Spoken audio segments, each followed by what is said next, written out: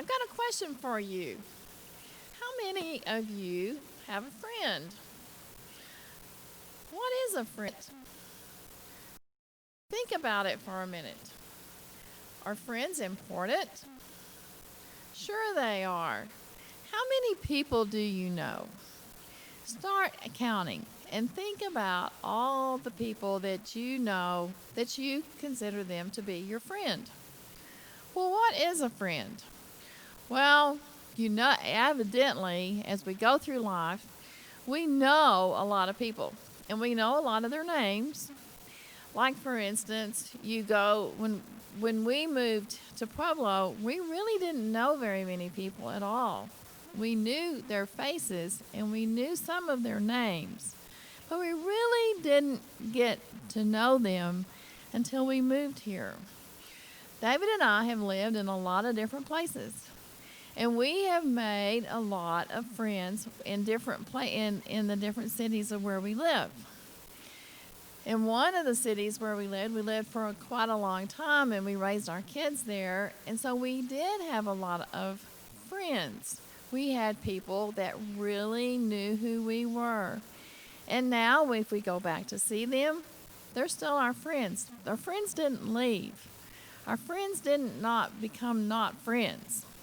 They're important to us. Think about your friends that you have. Do you know them just by name? Or do you really know them?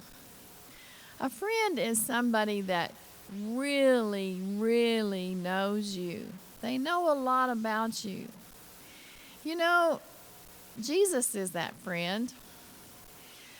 A long time ago, I needed a really good friend. I needed somebody that I could talk to and that would listen to me and that would kind of be a guide, but somebody that didn't go and tell somebody else what I just told him.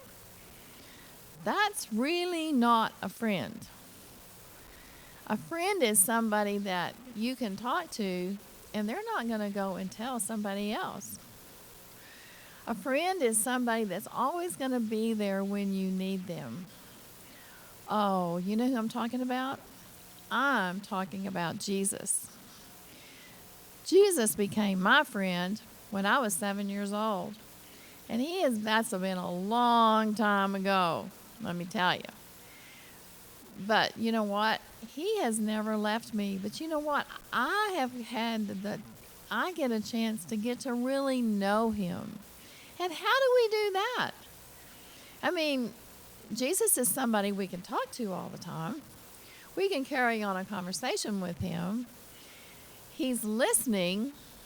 He's not going to go tell somebody else. He's going to guide us. But you know what else? He's going to pray for us. He is always there. If we wake up in the middle of the night and we're afraid, which there's a lot of times that can happen, and we have a bad dream, the thing we need to do is pray. Ask Jesus to help us. Oh, I forgot to tell you, Jesus doesn't sleep either. He is always there. We can get to know him a little bit better when we read in the book, the Bible. Wow. Imagine that. This whole book tells us about Jesus. It talks about Jesus' life. It talks about when Jesus died. But it talks about the fact that he came back to life. And he is alive. And it's a really good thing, too, because he lives in us.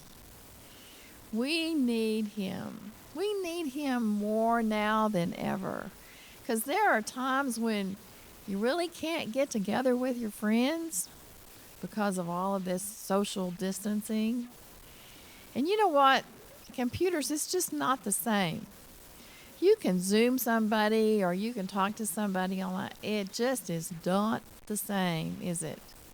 But you know what? We have a friend, and that friend is always going to listen. He's always going to be there. So all we have to do is give our hearts to Jesus. And he says, I want you. I made you. I want you in here, in your heart.